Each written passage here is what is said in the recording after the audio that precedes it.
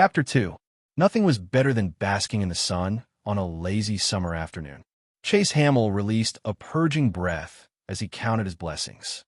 The weather was warm, sunny, and perfect to enjoy. This was his first day of summer vacation. He'd finished school exams on Tuesday and had planned to relax this week before searching for volunteer work he could do for the rest of the summer. He didn't need a paying job since he'd inherited a hefty sum of money on his 16th birthday from his deceased grandfather. It was put in a trust from which he got a sizable monthly allowance. But going the entire summer, doing nothing in particular, wasn't something that interested him.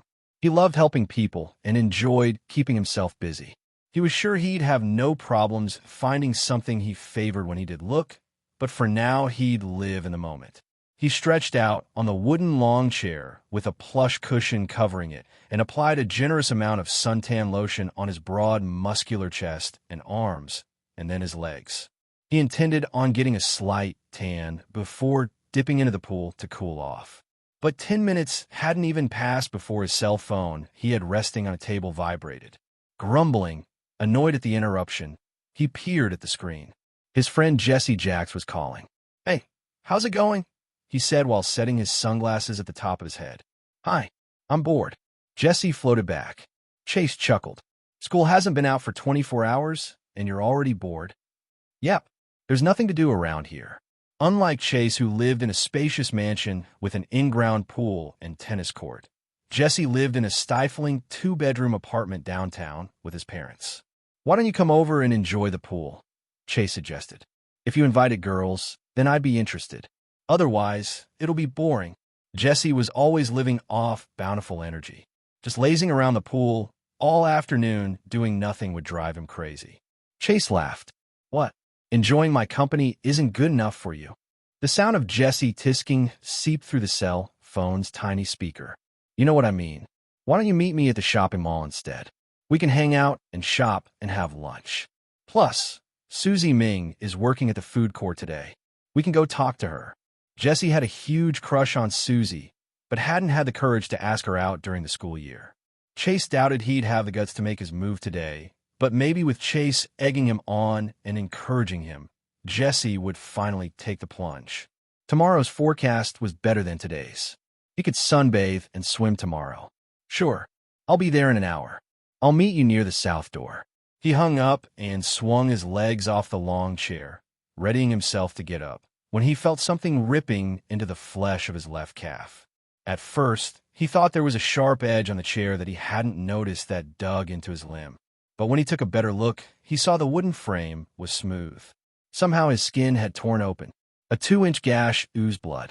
He swiped several tissues from the box on the side table and dabbed at the sensitive wound. He winced in pain. As he gently cleaned the area, he felt a ridged formation under the outer layers of skin. Upon a closer look, realization made his stomach knot, and he broke out in a cold sweat, even though it was 29 degrees Celsius outside. To his utter dismay, he came to a gloomy and despairing conclusion. He had hoped and prayed he'd have a lot more time before the change commenced.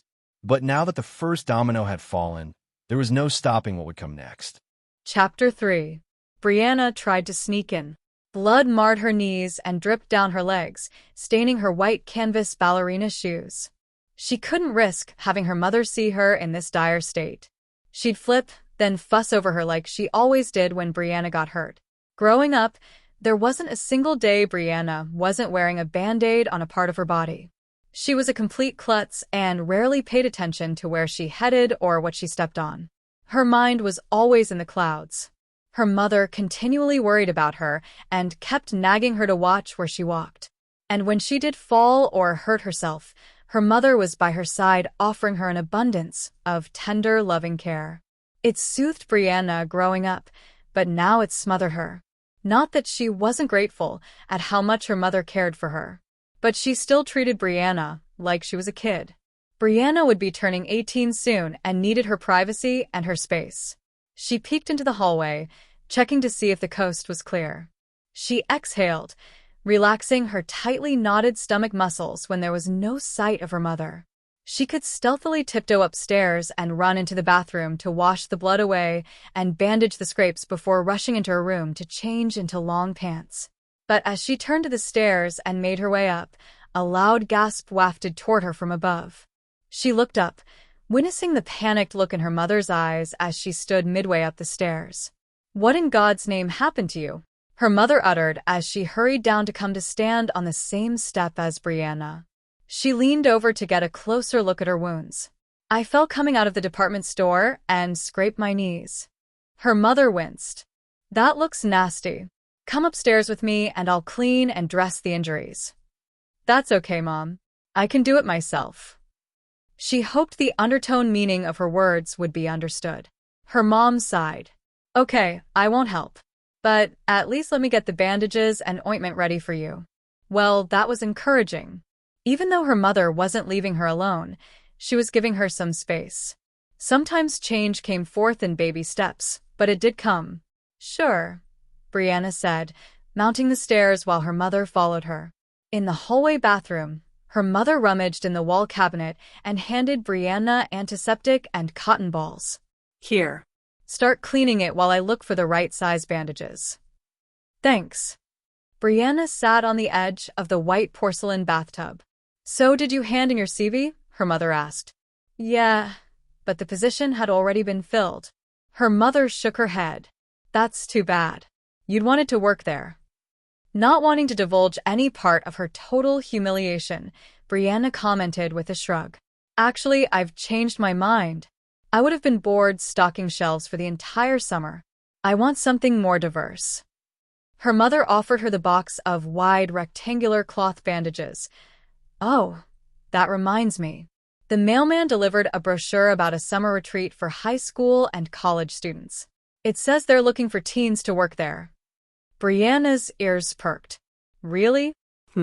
Where's the brochure? I want to read it. I'll go get it. I'll be back in a minute." Her mother hurried out. Her flapping slippers echoed throughout the entire top floor as she headed to her room and then back.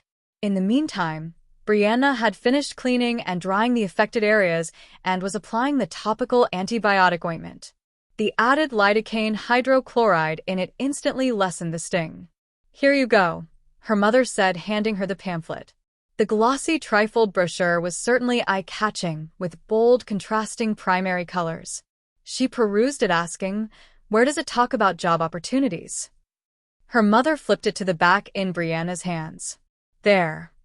Fixing her gaze on the paragraph in bold red font, she cocked her brow. "They're looking for several students to help doing various job tasks. They say no experience is required." Her mother nodded. "And did you see the rest of the booklet? They have a ton of extracurricular activities students can participate in as well. They have activities that help students overcome their shyness, their clumsiness, and phobias," Brianna added. "All of those sound so interesting. So, will you email them your CV?" her mother asked with hopeful eyes. "I think I will. I doubt they'll contact me back, but I've got nothing to lose by applying for it." The activities focusing on helping with poise and self-confidence stirred her heart. On the slim chance she got a job at Beyond the Horizon and the activities she took could help her rid herself of her clumsiness and awkwardness, then she could shed her loser label and become a winner for the first time in her life.